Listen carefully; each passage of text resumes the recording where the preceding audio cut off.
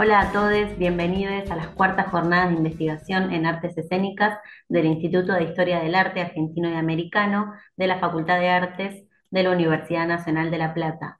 Yo soy María Eugenia Bifaretti y voy a estar presentando esta mesa titulada Perspectivas Plurales en torno a la investigación escénica, parte 2.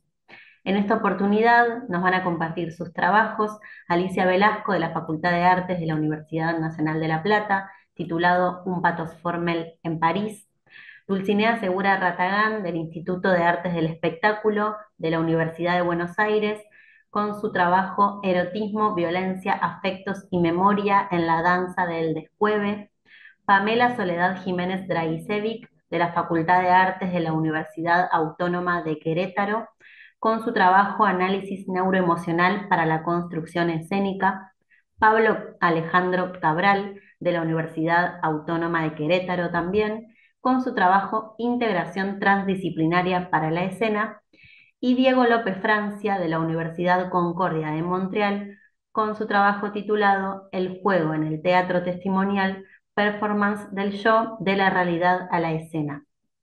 Bueno, en primer lugar, agradecerles por formar parte de esta cuarta edición de la JOAE. Es muy valioso para nosotros como coordinadores contar con su participación en pos de seguir sosteniendo estos espacios de investigación y de intercambio en torno a las artes escénicas para poder seguir haciéndolas y pensándolas en el día de hoy. Bueno, habiendo dicho esto, doy lugar a las ponencias que ya pueden comenzar. Muchas gracias. Bueno, buenos días a todos. Voy a compartir pantalla. Bueno, en primer lugar, gracias por estar. Hoy voy a compartir un avance de mi investigación en curso que rastrea los orígenes de una pathos formel o fórmula expresiva surgida a partir del performance Festividad, creado por el dramaturgo queer Tomás Joly en ocasión de la inauguración de las ceremonias de los Juegos Olímpicos de París.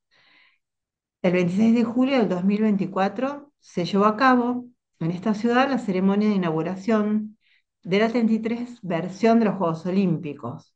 Esta capital se abrió al mundo en una ceremonia a cielo abierto.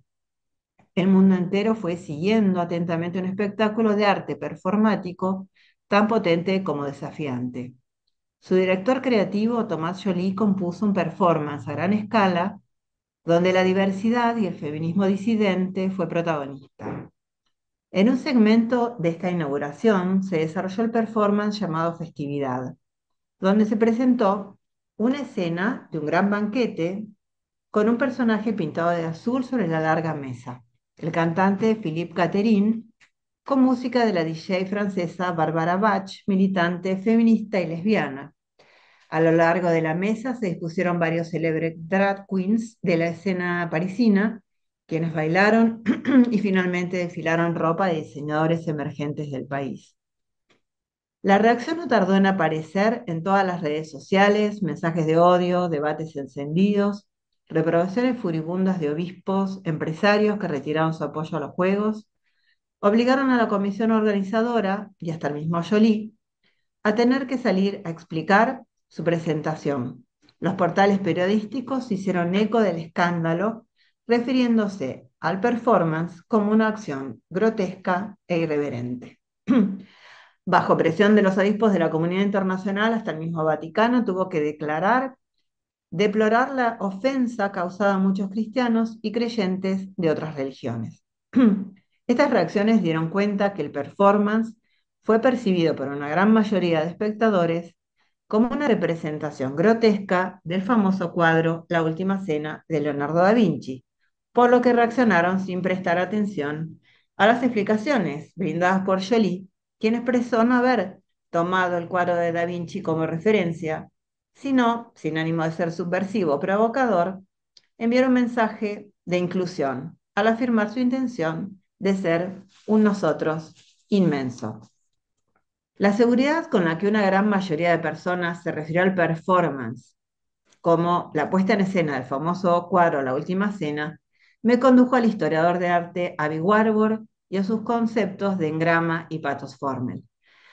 Para intentar bosquejar algunas reflexiones, es pertinente comenzar indagando en el concepto de pathos formel. Es un término que fue concebido por este historiador para referirse a la idea de cómo ciertos gestos, emociones, expresiones humanas se transmiten a través del tiempo en la iconografía, manteniéndose vigentes y reapareciendo en distintas épocas y contextos culturales. El concepto de engrama, a los que Warburg llama monumentos de la memoria, aluden a ciertas huellas que dejan en la memoria determinados estímulos externos que generan reacciones, que aparecerán de forma automatizada al repetirse estos mismos estímulos. Según Warburg, las expresiones artísticas o iconográficas de estos engramas se traducen en las pathos formel. Las reacciones frente al performance creado por Joly expresaron la persistencia en la memoria colectiva de una huella o engrama a través de su expresión iconográfica, la pathos formel, de una última cena, en este caso la de Leonardo da Vinci, quien, como otros pintores del Renacimiento, había tomado y a la vez reconfigurado los banquetes griegos y las bacanales romanas como un tópico iconográfico. Hacia 1923, Warburg escribió sobre la persistencia de imágenes clásicas en el temprano Renacimiento italiano, momento en el que se dio una intensa confrontación de los horizontes pagano y cristiano. Este interés y su enorme biblioteca y archivo de imágenes lo condujo a la elaboración de un método de presentación y exploración de imágenes con ninguna relación entre ellas, el Atlas Mnemosyne, cuyo nombre significa una clara alusión a la diosa de la memoria, el recuerdo, la transmisión del lenguaje y por ende la identidad, a la diosa griega, ¿no? Warburg tuvo un especial interés en la supervivencia de la mitología pagana en iconografías canónicas del cristianismo. El método warburgiano, al que volcó en 79 paneles del Atlas, es por definición abierto, es un verdadero work in progress, que le fue posibilitando expresar ese mecanismo de transmisión de la historia a través de imágenes. En su prólogo al texto de Warburg, La pervivencia de las imágenes, Felisa Santos advierte que esa heterogeneidad es una suerte de llave que se da a las futuras generaciones. El estatuto abierto de un hacer inacabado, de un camino a recorrer. Es en ese camino a recorrer en el que encuentro la posibilidad de repensar el performance de Joly, conocido a su vez por poner en escena obras clásicas a través de una mirada contemporánea. Y recordar de esta manera que Dionisio o Baco, para los romanos, protagonista de su escena, fue para los griegos el hijo de Zeus, dios del vino, el teatro, la danza, y en su honor se desarrollaban en la antigua Grecia las fiestas dionisíacas, donde, por ende, se bebía abundante vino. La diosa Secuana, que es su otro personaje, es una diosa galorromana, expresión de sincretismos religiosos que hoy representa la identidad francesa, el río Sena. Hasta ahora, dioses paganos en un banquete. Apelando justamente a la diosa Mnemosyne, recordemos que el banquete fue una costumbre que practicaban los hombres libres durante la antigua Grecia. Poseyendo un valor social y político sustancial, estaba organizado en dos partes. Durante la primera se comía y luego durante el simposium se bebía vino en honor a Dionisio. Las libaciones al dios le daban un sentido ritual y religioso. Este ritual persistió en el antiguo imperio romano y de allí al cristianismo. Haciendo suya la costumbre del simposium propia de las sociedades antiguas, las primeras comunidades cristianas celebraron casi desde sus mismos inicios, y sin que importara de qué tradiciones paganas o judías procediera, una comida en común o ágape de carácter religioso. En el seno de este tipo de reuniones, conocido al principio genéricamente con ese término ágape, surgió la comida eucarística, es decir, que con ciertos cambios en el significado de algunos alimentos y por la inclusión de otros formalismos rituales, el banquete comunitario o ágape del primer cristianismo apenas se diferenció de ese simposio pagano. Sin embargo, ya en el siglo III, la Eucaristía se fue separando de ese banquete o ágape, dejó de ser privado y hogareño, comenzó a realizarse en un espacio público, la iglesia, y de esta manera, hasta el día de hoy, el pan y el vino es ofrecido de manera simbólica durante el ritual. Se aleja y se alejó cada vez más del sentido festivo, físico y dionisíaco del banquete pagano. El performance presentado por Joly en la inauguración de las Olimpiadas de París poseyó más elementos que transmitieron esos banquetes grecorromanos que a la apropiación cristiana del ritual. 16 personas alrededor de una mesa, en una cena festiva, danzas, músicas. Sobre esa larga mesa, Dionisio, dios del teatro, de la expresividad sin control, un dios sin órganos, andrógino y ambiguo. Sin embargo, la percepción generalizada y su reacción posterior evidenció que la lectura fue atravesada por la indeleble impronta que la iconografía renacentista creó para leer el ritual cristiano, al reelaborar imágenes que fueron utilizadas por la Iglesia Católica como herramienta de evangelización para la didáctica religiosa que ésta llevó a cabo. El arte renacentista, con su ilusionismo y la humanización de lo divino, hizo estas imágenes más accesibles y memorables que los antiguos banquetes o que los esquemas medievales. Desde grabados hasta réplicas en iglesias, la obra de los artistas del Renacimiento se masificó, se homogeneizó la representación del tema. A lo largo de la historia del arte, esta iconografía renacentista se consagró como lo bello y lo correcto, estableciendo el canon en las bellas artes. Lo interesante del performance de Joly es que desestabiliza esa hegemonía. Al presentar un banquete pagano, que al ser percibido finalmente como última cena, revela cómo el discurso cristiano ha secuestrado fórmulas paganas y las ha hecho indisolubles de su narrativa. Abby Warburg solía afirmar que toda época tiene el renacimiento de la antigüedad que se merece, evidenciando así el triunfo que tuvo la Iglesia en fijar sus símbolos a través de una iconografía cristiana renacentista. Es posible reconocer este triunfo en las veces que fue representado en nuestra cultura visual contemporánea esa fórmula última cena. Episodios de Los Sopranos, series, ¿no? Episodios de series como Los Sopranos, Los Simpson, El Marginal, Doctor House, artistas como Marcos López, artistas postcoloniales como Shinka Yonibare, artistas feministas como Judy Chicago, Vanessa Bicroft, Verónica Ruth Frías, pensando cómo sería la última cena si hubiese sido de mujeres, Nicola Constantino. Es decir, la última cena reaparece en variadas producciones visuales, apelando justamente a esa memoria inconsciente. Para finalizar, como conclusión, lo que más interesante me parece del performance de Joly es que no solo desnudó la vigencia de la pathos formel del banquete, sino también la prepotencia iconográfica con la que el cristianismo ha colonizado la memoria visual. Frente a esto, el arte queer actúa como una contramemoria, una contravisualidad que devuelve a estos gestos su potencial disruptivo, el de ser, en origen, celebraciones de la transgresión y lo colectivo. Bueno, muchísimas gracias por escuchar y hasta pronto.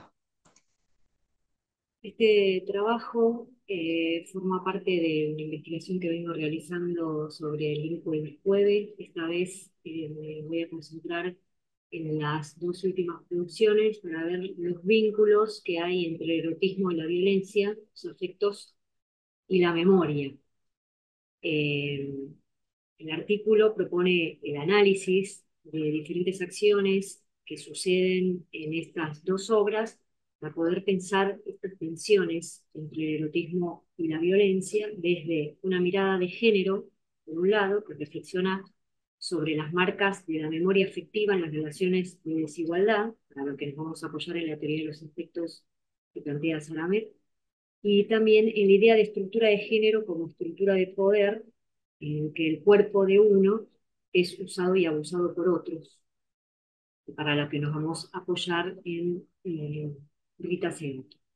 Y también queremos pensar y proponer la danza como memoria, en tanto las piezas de danza, más de los cuerpos de las piezas de danza, son marcas que, como dice Gropo, también enuncian, proponen y conservan y transmiten determinados acontecimientos. Ya en otros trabajos nos referimos a ciertas características de violencia en las creaciones del grupo, incluso la pudimos proponer y pensar como si fuera un dispositivo escénico y coreográfico. En ese sentido es que podemos también entender al erotismo como una emoción violenta, o como expresa Bataille al respecto, como a Rosita la aprobación de la vida hasta en la muerte, y cierro cita. El Descueve, estaba integrado por Mayra Bonar, María Ucedo, Ana Frenkel, Carlos Casella y Gabriela Barberio, y fue una compañía de danza independiente conformada oficialmente en 1990, con el deseo de traer algo nuevo a la danza, a partir de un movimiento que pudiera proyectar sensaciones y emociones muy primarias. En sus obras se destaca el riesgo de las acciones que realizan sus intérpretes y que la prensa de aquel momento señala como una abrosita manera de representar la violencia en escena que siempre genera una ilusión de caos, de desborde y de gran riesgo físico. Cierro la cita. Lo cierto es que el grupo plantea su búsqueda artística interesada a nivel temático en las relaciones humanas, siempre a partir del cuerpo y su lenguaje. Carlos Casella, el único integrante masculino, se refiere al trabajo corporal expresivo del grupo y dice que Abrosita se trata de abordar situaciones yendo desde el cuerpo hasta un estado emocional. Cierro cita. Más allá de la disciplina de la danza, su deseo era poder mover al público de su lugar habitual. La historia se escribe en la memoria que anida en el cuerpo social e individual, y el arte es un reservorio que guardan las obras esa memoria, aunque la distancia del tiempo pueda permitir diferentes lecturas. En un país atravesado en aquel momento por el humor sexual soez que replica la televisión, como por ejemplo un medio porcel son su máxima expresión, y hay muchas situaciones de comicidad que se apoyan en el acto de reírse de una mujer que incluso lleva poca ropa y que parece no entender o es cómplice de esas alusiones a su cuerpo y toda una serie de chistes sexuales, en donde el hombre de alguna manera reafirma su hombría, porque en la sociedad patriarcal, y la voy a citar a Rita Segato, el mandato expresa el precepto social de que ese hombre debe ser capaz de demostrar su virilidad, en cuanto compuesto indiscernible de masculinidad y subjetividad, mediante la exaltación de la dádiva de lo femenino. Y cierro la cita. Acto este que se realiza frente a otros hombres que son cómplices de su relato. Por otro lado, nos apoyamos en la teoría de los afectos, tomándola a Saramet. Sabemos, por un lado, que las emociones son parte del convivio teatral, que circulan en ese espacio y que parte del arte es generar, provocar, evocar o despertar emociones que produzcan corrimientos de lugares habituales y reflexiones respecto a las relaciones, el mundo, las personas, la existencia. Por eso tomamos la perspectiva de la teórica Saramet, que basándose en la relación entre las emociones, el lenguaje y los cuerpos, observa cómo las emociones que son nombradas en los actos del habla implican sensaciones. La teórica feminista sostiene que las emociones siempre han estado vinculadas a las mujeres, porque se las representa como seres más cercanos a la naturaleza y entonces, cito, menos capaces de trascender el cuerpo a través del pensamiento, la voluntad y el juicio. Cierro la cita. A la vez de convertirse en atributos de los cuerpos. Es decir, que las emociones, por ser algo vinculado al cuerpo sensible, también estarían emparentadas con la mujer y cabe destacar que la mayoría de quienes interpretan la mayoría del grupo en realidad es femenina y las escenas también recaen bastante en el lugar de la mujer.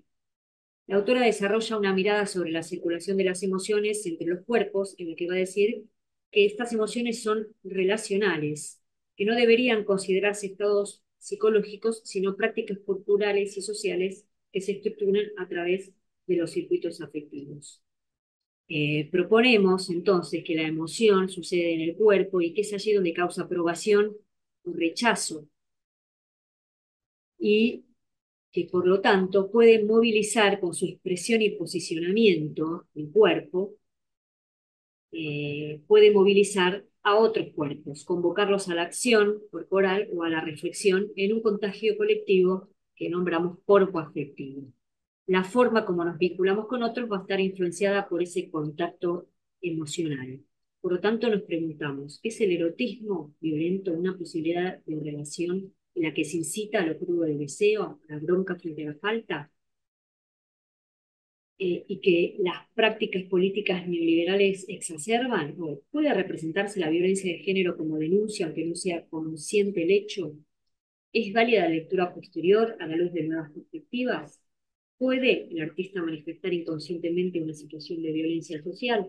Porque otra de las teorías en las que nos apoyamos para el análisis de estas obras es la perspectiva de género, que no era una mirada presente en el contexto de producción y circulación de las piezas. Si bien ya había algunas situaciones que llevaban a pensar y a reflexionar sobre la violencia contra las mujeres, como por ejemplo fue el caso de los asesinatos de la ciudad Juárez en México, y se empezaban a realizar también encuentros de mujeres, todavía no había un debate público que pusiera en circulación el tema. Rita Segato publica su libro Las estructuras elementales de la violencia en el año 2003, que es el mismo año de apertura del proceso de una de las obras que es Patito Feo, y que es posterior al estreno de Hermosura, la otra de las obras que analizamos. Allí plantea la desigualdad estructural entre los géneros y una mirada respecto a la violencia del hombre heterosexual que construye una masculinidad apoyada entre pares y el sometimiento de unos cuerpos por otros que están habilitados del patriarcado como una construcción histórica de la sociedad. Segato se refiere, Gabrosita, al mundo de las relaciones de género y su violencia inherente en la sociedad patriarcal en la que vivimos. Inmersos como estamos en ese contexto, es inevitable que las relaciones se reproduzcan inconscientemente en las producciones artísticas, así como en nuestra manera de accionar en el mundo. Y como señalamos, este contexto patriarcal no está en el horizonte de análisis de ese momento, por lo que es muy difícil crear, quizás, en las obras, desde una perspectiva de género que observe y dé cuenta de esa denigración y maltrato que suceden al ubicar a la mujer como un objeto a disposición del hombre, y que como tal habilita su uso y abuso. Y acá vamos a pasar ya a un análisis de las obras. Hermosura es el año 2000 y su creación fue calificada como musical erótico o erotismo con humor y guarda cierta continuidad temática con Patito Feo. En ese sentido, se decía que Hermosura tenía una estructura aproximada de varieteo musical con escenas de danza, canciones y teatro que construyen un estilo con una totalidad híbrida. En esta oportunidad suman para la propuesta dos actores, Juan Minujín y Daniel Cúparo, además de convocar a Daniel Casablanca de los Macocos para tener una mirada externa.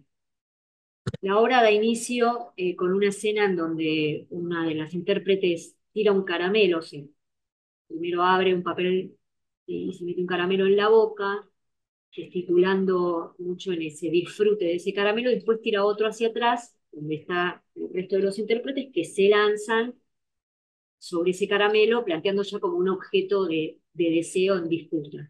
A continuación, a través de un tema, se introduce en esta siguiente escena donde se arman tres parejas y se empiezan a besar y progresivamente, a medida que avanza la escena, se van espiando y mirando y van intercambiándose las parejas y de alguna manera como disputándose entre sí. Sin embargo, la escena finaliza con dos varones peleándose, o sería a las trompadas, por lo que ese juego termina con el cliché y concluye, digamos, concluye con ese cliché del varón fuerte, cuya única emoción permitida socialmente es la ira, y se agarra a las trompadas peleándose por otra mujer.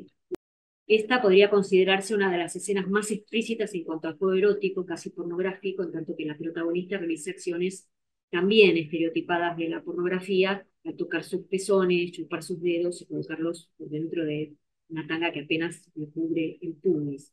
Los varones van detrás de ella y termina tirándose encima, tocándose en una escena que se ve interrumpida por la aparición de otro personaje. Y así vamos a pasar a Patito Feo, aborda el erotismo sin tanta alegría, podríamos decir, muy entre comillas, y con un tono mucho más oscuro. Se estrena como un trabajo en proceso en el 2013 y finalmente en el 2004 va a realizar las funciones. En esta obra queremos pasar a analizar una de las escenas, que es esta, en la que hay tres parejas, en una situación también como de complicidad y seducción de las parejas, que en un momento eh, se corta a través de un cambio de iluminación y un cambio en la música, y donde los hombres que van zapateando empiezan a acercarse a las mujeres y a revolearlas, las tiran al suelo y quedan echadas. Es necesario indicar que esa mirada respecto a la violencia de género estaba velada, ¿no? Y que esa sociedad heteronormativa se mantenía todavía sumida en esa visión estereotipada, donde Mayra Bonar está dormida y hay un hombre que se va restregando contra el sillón, se toca, la huele sin que ella dé su consentimiento, podamos decir, porque está totalmente dormida. Después ella se despierta, empieza a narrar un sueño y él continúa tocándose sin que ella lo vea. Cuando finalmente la intérprete lo registra, sale corriendo y se apoya contra una pared con el hombre detrás, mientras ella dice, por favor, no, por favor, no. Por lo tanto, esta escena podríamos catalogarla desde la perspectiva de género hoy en día como una escena de abuso. Si bien en aquel momento la estaban planteando como una situación más de fantasía erótica de la mujer, que concluye la escena con un momento como de autoerotismo, pero que a la luz de esta perspectiva se ve claramente como una situación de abuso. De hecho, la prensa se refiere bastante a hermosura en los términos del erotismo, de ese erotismo salvaje, del que calienta, y a Patito Feo como un nuevo intento escénico o juego entre el realismo y la ficción, e incluso como un patito confundido con este relevamiento de notas y este análisis somero de las obras. Es que tenemos que pensar que son jóvenes insertos en una sociedad que cambia, que entre el 2000 y el 2003, que son los años de producción de estas dos obras, se produce el estallido político-económico del 2001, que hay una desintegración y una caída de un proyecto insostenible del neoliberalismo, con la productividad incluida, y que no es extraño que las obras dialoguen con ese contexto nacional atravesado por ese humor sexual que replica la televisión, como dijimos antes, y cuya comicidad se apoya en diferentes maneras de denigrar a la mujer. Por otro lado, siguiendo a Franco, que afirma que la danza puede absorber y retener los efectos de poder político, así como resistir en el mismo gesto esos efectos que parecen incorporar, creemos que las obras del grupo manifiestan una tensión entre el erotismo y la violencia por momentos extraña y solapada, que no hace sino confrontar al espectador con el contexto de su tiempo. Porque como también dice Franco, esto es lo que hace de la danza una potente forma de expresión política que puede modificar tanto las normas como su desviación. Muchas gracias. Buenos días, es un honor poder presentarme en las jornadas de investigación en artes escénicas del Instituto de Historia del Arte Argentino y Americano. El título de mi ponencia es Análisis neuroemocional para la construcción escénica. La introducción es que en el arte escénico y específicamente en la creación de personajes resulta indispensable valorar a las emociones como parte de un estudio que permita tomar conciencia sobre las reales para que a través de su comprensión se puedan crear las ficticias. Sería idóneo que a partir de una materia en una licenciatura escénica se analizara cómo la emoción conlleva un proceso de conocimiento y práctica donde el artista indague sobre los efectos que éstas tienen en su accionar con la finalidad de hacer consciente su cuerpo, mente y optimizar sus capacidades al momento de la creación. Para desarrollar el objetivo de esta ponencia, que es exponer elementos de una materia de licenciatura en área escénica que conformen un análisis consciente del proceso emocional para que sirvan como apoyo a la creación de personajes, estableceré 3 apartados. 1, inteligencia emocional. 2, desarrollo y funcionamiento del cerebro frente a la emoción. Y 3, proceso emocional. Primero, inteligencia emocional. Según Daniel Goleman, la inteligencia emocional constituye el vínculo entre sentimientos, carácter e impulsos morales. Los hábitos emocionales que socavan nuestras mejores intenciones, así como también pueden mostrarnos el mejor camino para llegar a dominar los impulsos emocionales más destructivos y frustrantes. 2018. La definición presentada describe las acciones fundamentales y requeridas en un proceso colectivo de formación escénica. A continuación, presento otra definición que complementa la previa, no solo como entendimiento de la inteligencia emocional, sino por lo que implica para un proceso escénico.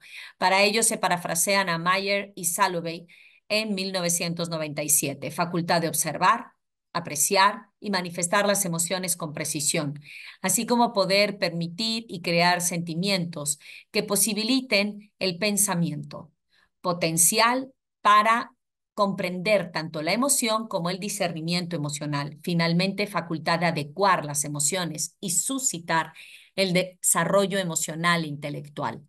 La conciencia de la inteligencia emocional se vuelve entonces indispensable en la construcción de personajes. Primero, para comprender sus impulsos y emociones, para las acciones y reacciones de los personajes, y después para poder llegar a estos tolerando reiteraciones y ajustes para crear a este ser ficticio, tanto en lo individual como en el encuentro con otros personajes. Según López Rossetti, 2017, podría afirmarse que la inteligencia emocional es la contribución que la emoción le puede dar al razonamiento. En realidad, las emociones son los cimientos de nuestro ser y establecen las particularidades de las decisiones y acciones que tomamos. También nos permite vivir con empatía, control adecuado de nuestro ser, tanto en el pensamiento, accionar y comportamiento en general. Y lo más importante, la inteligencia emocional se puede incrementar conscientemente.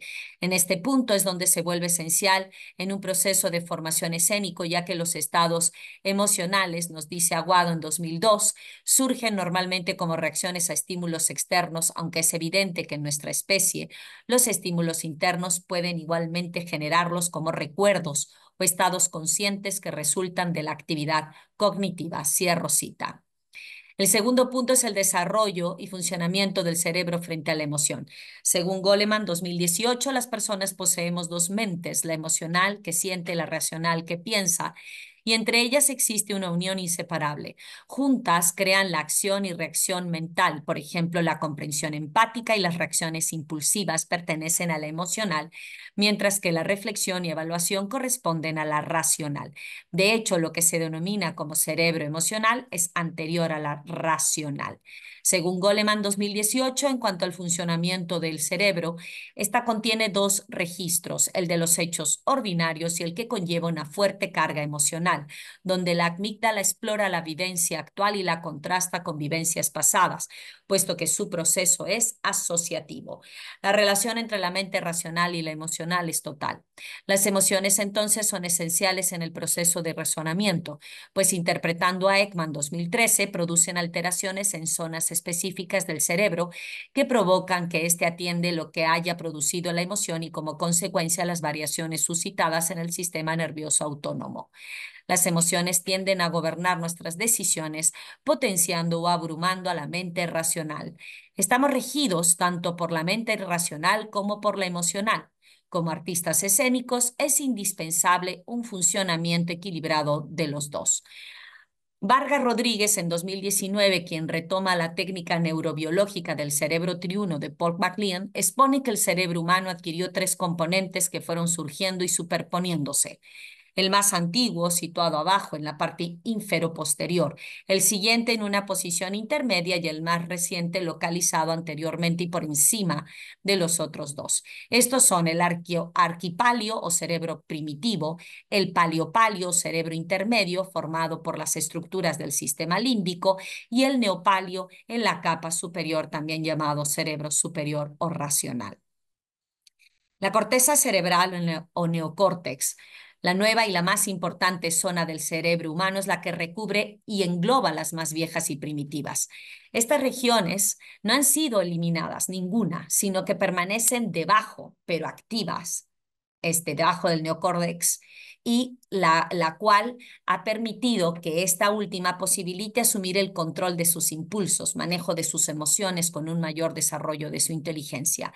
Esto es un ser emocional afectivo, consciente, producto de un cerebro más complejo. La zona del cerebro encargada es el sistema límbico, también llamada cerebro emocional o cerebro medio o paliopalio. Es la porción del cerebro situada inmediatamente debajo de la corteza cerebral y comprende centros importantes, los cuales son la base de los movimientos emocionales como el temor o la agresión. En esta zona se encuentra la amígdala, centro del procesamiento de las emociones. Nuestro alumnado escénico con mayores conocimientos sobre el comportamiento humano puede obtener herramientas objetivas sobre las emociones, ya que el cerebro tiene una gran capacidad de reorganizarse y adaptarse al entorno. Esta realidad debe ser aprovechada por el profesorado a través de estrategias que estimulen la aparición y reorganización de redes neuronales. El último de los 3 puntos es el proceso emocional. En este apartado se propone una serie de términos que dan cuenta del proceso en el que surge la emoción. El primero es la sensación. La información entra al cerebro a través de los sentidos.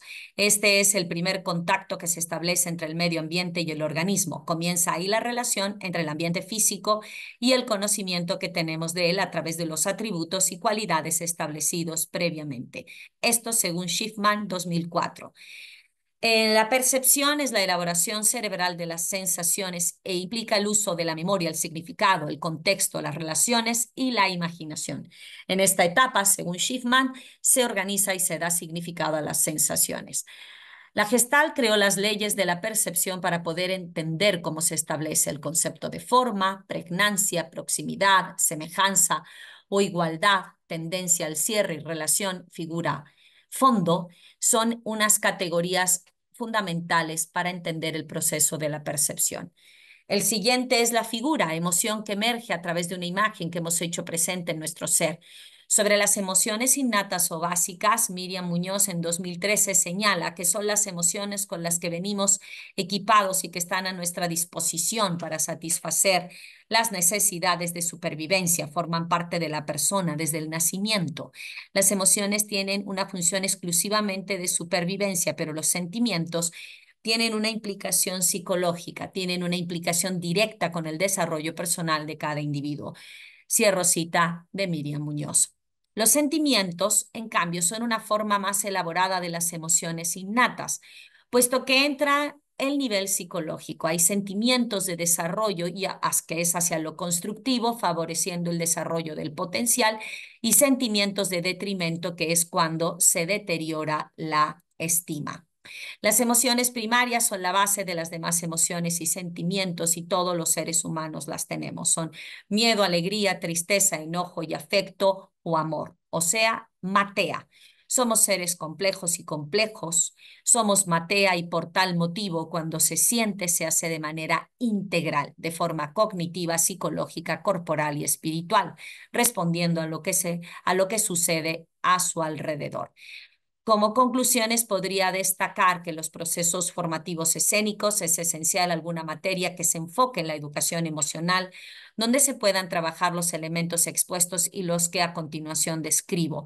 Pasos para realizar la línea expresiva y emocional del personaje. Paso 1, atención sostenida en los procesos emocionales, contacto con uno y con su autorregulación, tanto en la sensación de bloqueos, catarsis, ensayos y funciones. Paso 2, capacidad de fijación sobre las sensaciones corporales gestadas y cómo nace la emoción para repetirla en la creación de un personaje. Y paso 3, nutrirse en el proceso. Observar con mayor atención lo que sucede alrededor, donde se comprenda a partir de los otros lo que sucede con lo propio. Y los siguientes son factores de dinámica experiencial emocional, que se puedan hacer conscientes para que el proceso emocional del ser ficticio escénico sea diferente al personal. Para ello retomo a Ekman 2013. 1, la velocidad con la que aparece la emoción. 2, la fuerza con que responde la emoción.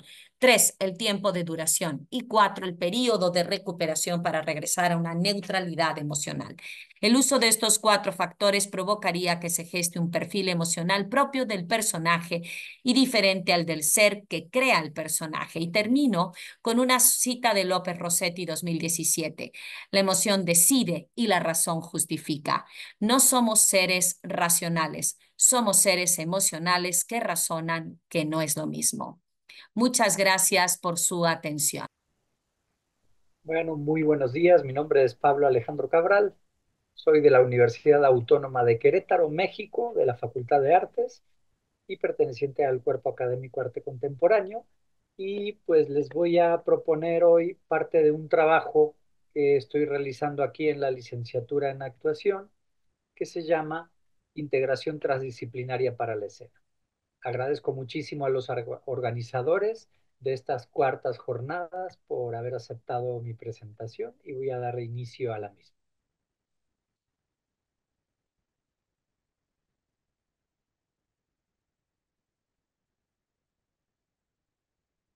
Muy bien. Bueno, tenemos que pensar primero que lo que entendemos como realidad es algo, decía Platón, creado por la mente, ¿sí? Por ende, podemos cambiar nuestra realidad cambiando la mente. Y a su vez, Shakyamuni Buda, el Buda de nuestra era, decía, en lo que pensamos, justamente en eso nos convertimos. Entonces, es importante para comenzar y dar la introducción a este trabajo, entender qué es la realidad, qué es un constructo, ¿sí? Cómo pasar de lo real, lo que es, a la realidad, a esta construcción, y de la verdad a la ficción. ¿En dónde? En la escena, porque finalmente en la escena lo que estamos haciendo es construir realidades. Y la intención de este trabajo es poder integrar el trabajo actoral de forma tal que la realidad que se construye arriba de la escena sea lo más cercano a lo real. Para esto me baso en dos teorías y obviamente tomando en cuenta a sus principales representantes. Primero, la transdisciplinaridad, basándome en Basarab Nicolescu, el físico rumano, que dice que la transdisciplinaridad es una manera de integrar el conocimiento frente a esta realidad compleja y es una comprensión ontológica, epistemológica, metodológica y espiritual del conocimiento humano. Y por su parte, Edgar Morin, que sostiene al pensamiento complejo como una integración de lo humano como constituyente y constitutivo de una realidad, que trasciende el individuo, la sociedad hacia lo planetario. Lo único constante es el cambio, nos decía Heráclito de Éfeso, y Shakyamuni Buda dice que nada en el universo es esencial, todo lo que viene también se va, todo lo que vive debe morir y todo lo creado se desmorona. Entonces, ¿cómo tenemos que pensar la realidad para poder abordar esta metodología de trabajo? Bueno, primero, desde el pensamiento complejo, teniendo en cuenta el contexto, lo global, lo multidimensional y lo complejo. ¿Sí? El contexto, porque todo conocimiento, para que realmente pase de lo intelectual a lo concreto, tiene que contextualizarse. Lo global, ¿por qué? Porque lo global nos permite comprender un todo organizador, una unidad de partes, ¿sí? Que por más que las partes se estudien por separados, confluyen en una misma unidad. Lo multidimensional, porque la realidad está constituida por unidades complejas, y lo complejo, que es este entretejido que conforma un todo a partir de la interdependencia, la interacción, la interretroactividad, el todo, las partes y su contexto. Y por su parte, los tres principios de la transdisciplinaridad, que es el axioma ontológico, donde habla que nuestro conocimiento y el conocimiento propio de la naturaleza y de la sociedad se encuentra en diversos niveles de realidad del objeto a los cuales les corresponde un nivel de percepción del sujeto. El axioma lógico que dice que el paso de un nivel de realidad a otro se da a través del tercero incluido, y el axioma de la complejidad que va a hablar que cada nivel de realidad es lo que es porque en realidad están los otros niveles que coexisten al mismo tiempo. Entonces, en este sentido es bien importante tomar en cuenta el concepto de dimensión, que es a partir de esto que voy a trabajar en esta metodología. La dimensión porque permite comprender lo complejo de la realidad, la dimensión porque permite entender la multidimensionalidad y concurrencia, la dimensión porque permite comprender el permanente movimiento y cambio. Entonces, cuando abordamos el cuerpo en escena para hacer este trabajo con los estudiantes y las estudiantes de actuación, hablamos de una concepción del ser, de lo que somos a partir de tres dimensiones, una dimensión anatómica y fisiológica, ¿sí? El cuerpo físico, una dimensión de sensaciones y emociones, todos aquellos constructos que se dan a partir de la percepción y de la integración de la experiencia, y una dimensión mental que corresponde a toda la actividad que no es solo cerebral, sino que corresponde también a lo que imaginamos, a lo que creemos, a lo que pensamos. Entonces, ¿cómo abordo estas tres dimensiones para sensibilizar un cuerpo en la escena? A través de la eutonía, ¿sí? La eutonía me permite que el estudiante construya una experiencia de su propio cuerpo, que tome conciencia del mismo, de las tensiones, de la regulación del tono neuromuscular y poder profundizar en este autoconocimiento para poder percibir el cuerpo, las sensaciones, las emociones y la actividad mental y cómo todo esto sucede en un mismo tiempo y espacio. También tomo como parte de este trabajo anclajes teóricos el transteatro, donde Domingo Adame y otros investigadores más hablan de que el transteatro es un diálogo múltiple entre lenguajes, representaciones, realidades. En el transteatro y como experiencia hay acciones internas, acciones externas. Se produce todo esto de manera consciente, aunque no excluye lo inconsciente o lo que yo le llamo transpersonal, ¿sí? Y construye una relación entre lo real y la realidad. Entonces, a partir de la transdisciplinariedad del pensamiento complejo, la eutonía y el transteatro, vamos buscando la construcción transdimensional del ser escénico. ¿Cómo trabajamos esto? Primero, hay un contexto que va a envolver a un personaje determinado, a partir del cual se trabaja el cuerpo, se trabaja la emoción, sensación, se trabaja la mente y finalmente cuerpo, emoción, sensación, mente y contexto se integran a un texto. O sea que la interpretación del texto es lo último que se aborda en esta experiencia. ¿Cómo lo trabajo? Pues a partir de la construcción de cartografías o mapas o rutas, caminos. Lo que vamos a hacer son construir sinapsis neuronales que el estudiante y la estudiante de actuación puede estar repitiendo, retomando, explorando, experimentando y construyendo un guión o una cartografía o un mapa. ¿A partir de qué? Pues de las tres dimensiones del ser, como hablábamos, la anatómica fisiológica que va a estar vinculada con la ejecución o acción que dispone el cuerpo y sus partes, la sensación, emoción, estos procesos de estímulos-respuestas a los cuales finalmente el individuo le otorga un sentido a través de la percepción, y la dimensión mental, que es lo que intenciona la acción, le da fondo al objetivo que se desea lograr y conceptualiza. Y finalmente se integra lo textual, que es la dimensión escénica que constituye la palabra intervenida por estas tres dimensiones del personaje. Entonces, aquí hay una muestra de lo que trabajamos en el laboratorio escénico, ¿no? Podemos comenzar con la dimensión, a accionar la dimensión anatómica fisiológica, acelerando poco a poco la respiración.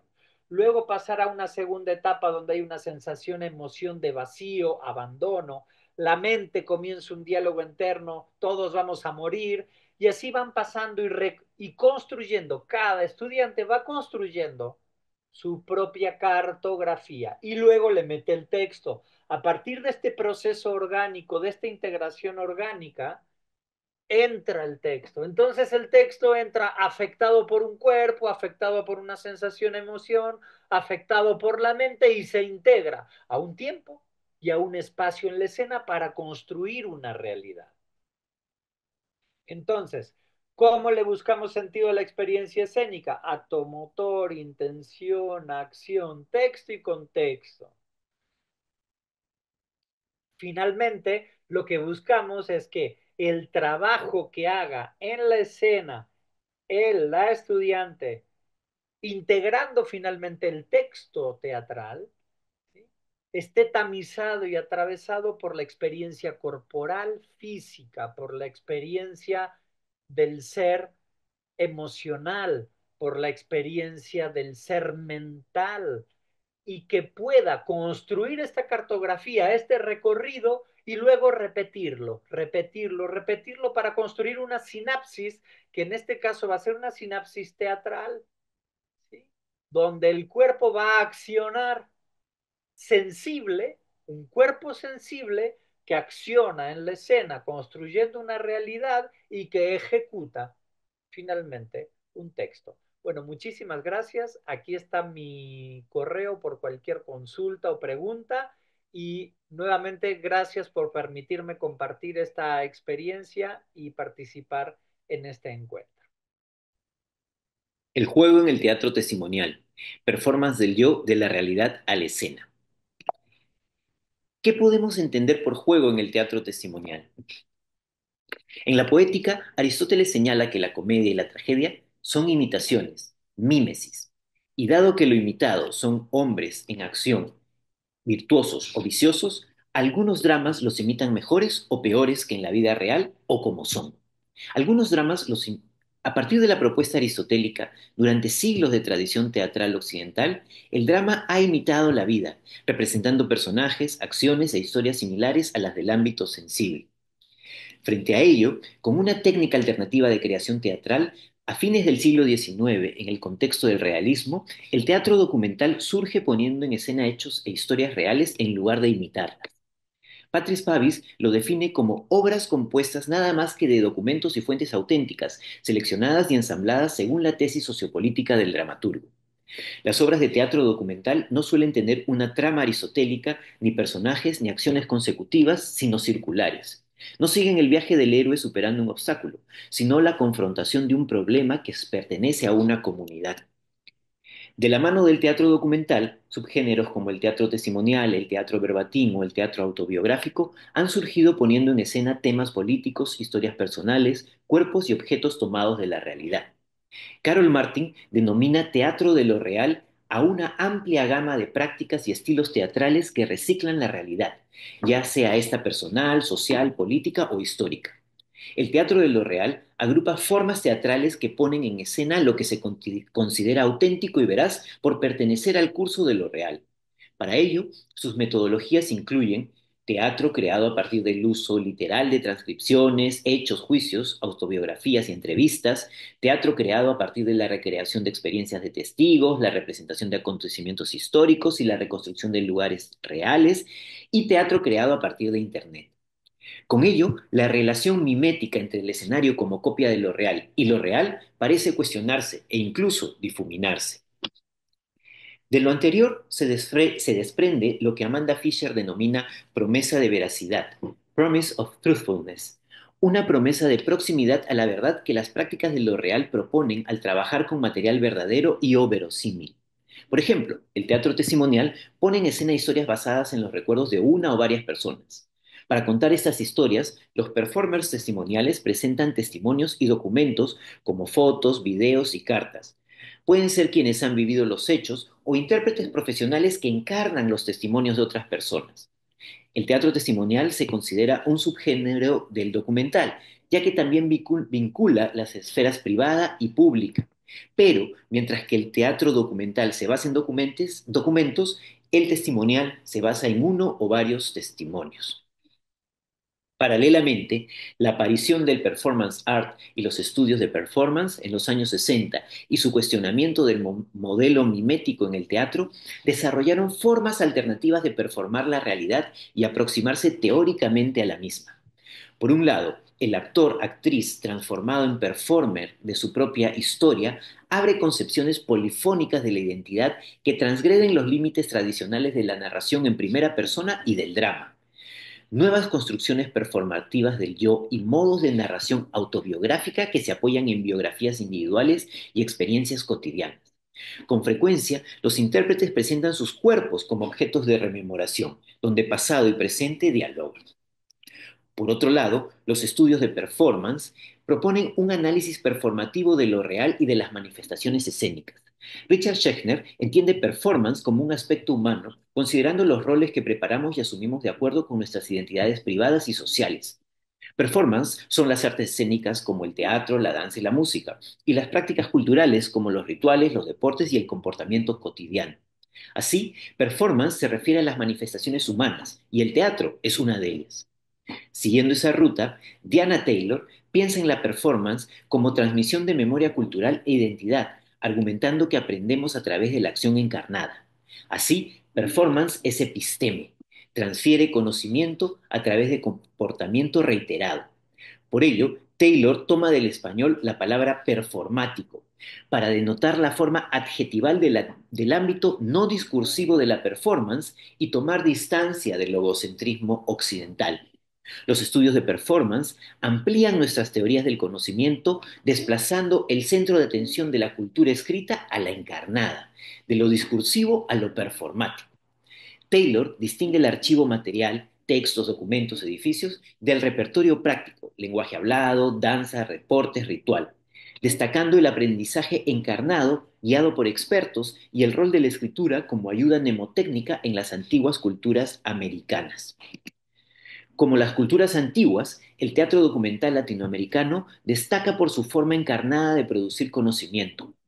Hernández estudia la obra de Vivi Telas y Lola Arias en Argentina, Guillermo Calderón en Chile y Teatro Línea de Sombra en México, y señala que el teatro documental latinoamericano contemporáneo en el teatro documental latinoamericano contemporáneo, lo real es evocado por los intérpretes que cuentan sus propias historias del pasado, usando sus cuerpos como documentos o como medios a través de los cuales otras historias son contadas y recreadas. Al igual que la tradición del teatro documental occidental, el latinoamericano utiliza técnicas documentales y prácticas bio y autobiográficas, creando un sentido de autenticidad y al mismo tiempo de reinterpretación de la memoria y el conocimiento. El poder afectivo de lo real, orquestado a través de la especificidad del lugar, la autobiografía, el uso innovador de personas e información actoral formal, documentos personales, videos y fotografías, puede afectar a los espectadores, transformar los recuerdos privados y públicos, los modos de participación y los tipos de pretensiones de verdad que puede hacer el teatro. En consecuencia, sostengo que dramaturgos, intérpretes y artistas utilizan lo real para poner de relieve la liminalidad entre realidad y ficción y cuestionar los discursos de autenticidad, así como la veracidad del archivo como objeto de verdad. Para Hernández, archivo es la forma en que los objetos cobran vida en el teatro documental latinoamericano. No solo lo que permanece, sino más bien lo que puede ser remodelado e incluso recreado. Es cómo los propios archivos nos ayudan a repensar una performance y son fuente de acción. El teatro documental latinoamericano juega con los objetos en escena más allá de su historia como documentos, dándoles vida performática para reinterpretar y recontar el pasado y llamar la atención sobre cómo se construye y cuestiona la legitimidad del testimonio. Siguiendo esa tradición, en el Perú en los últimos 15 años, artistas como Rubio, Tangoa, De la Cruz, de Altaus, Wiener, Carpio, Sumar, Diana Duff e Iglesias han producido obras documentales y testimoniales. Tres piezas fundamentales: Criadero, de Mariana Altao sobre la maternidad; Proyecto 80-2000, El tiempo que heredé, de Rubio y Tangoa sobre el conflicto armado interno en el Perú; y Desde afuera, de la Cruz y Rubio, sobre la visibilización de la comunidad LGTBIQ+, fueron mis influencias. Las tres se basaban en los testimonios de los intérpretes, la mayoría no eran actores ni actrices, y contaban historias personales relacionadas con un tema sociopolítico. Tras el éxito de Criadero, de Altaus creó la obra testimonial Padre Nuestro, que abordaba el tema de la paternidad y la conformación de la identidad masculina en el Perú. En la obra, 4 actores contamos nuestros testimonios como hijos y padres. La creación de Padre Nuestro incluyó un proceso de rememoración, autoobservación y selección de material personal. Con ello, la directora escribió 4 historias de paternidad en Lima de los años 70 hasta el siglo XXI. Ensayamos y pusimos en escena en una larga temporada. A partir de esa experiencia, distinguí mi yo de la realidad, o el yo que decide representar su historia en escena, y mi yo escénico, o el yo performando un híbrido entre una persona y un personaje. A diferencia de lo que ocurre en la construcción de un personaje, que concreta o simbólicamente implica ponerse una máscara, en el teatro testimonial, quien performa se quita una máscara. Eso implica un largo camino de indecisiones, dudas y miedos. Por eso, la persona que dirige el proceso debe estar presente a lo largo de este camino de vulnerabilidad. El abogado y director peruano Gabriel de la Cruz señala que su experiencia como director testimonial es llevar a sus intérpretes a liberarse de máscaras, máscaras sociales que han construido a lo largo del tiempo para no sentirse incómodos con su lucha y afrontar la vida. ¿Cómo atreverse a quitárselas y mostrarse públicamente? Antes de participar en Padre Nuestro, nunca me habían felicitado por mi performance en una obra con frases como ¡qué valiente eres! O yo no podría hacerlo. El teatro testimonial implica el reconocimiento y la valoración social de quitarte la máscara y contar tu historia. De este modo, en una obra testimonial, alcanzar el yo escénico implica liberarse de la máscara y encontrar algo auténtico. En esa desnudez del alma reside la verdad escénica del espectáculo. Sin embargo, esta acción revela un camino técnico de creación para obtener un resultado escénico que, al mismo tiempo, es y no es un personaje. Por un lado, el contenido de la performance testimonial es el yo de la realidad. Vemos en escena a una persona contando experiencias que le sucedieron en la realidad. Por otro, la forma de ese contenido está preparada para ser vista por un público. El yo escénico es el producto de un proceso de ensayos. Así, aunque el contenido es personal y generalmente narrado en primera persona, la forma está preparada como un personaje de teatro. En esta ambivalencia entre persona y personaje, donde la vulnerabilidad de quitarse la máscara transforma a quien performa en héroe, surge una concepción renovada de juego en la que la realidad no se copia, sino que se recrea. En mi experiencia en Padre Nuestro, la liminalidad entre el yo de la realidad y el yo escénico reveló la vulnerabilidad de 4 hombres que, performando sus testimonios como padres e hijos, se ubicaron como héroes de un comportamiento masculino negado. En ese sentido, la obra no representaba una masculinidad tradicional, sino que ponía en escena identidades masculinas alternativas. El concepto de juego no consiste en copiar la realidad para cuestionarla, sino en escenificarla como una promesa de veracidad y al mismo tiempo como un sentido de liminalidad que desdibuje su autenticidad para revelar identidades políticas negadas o alternativas. Muchas gracias.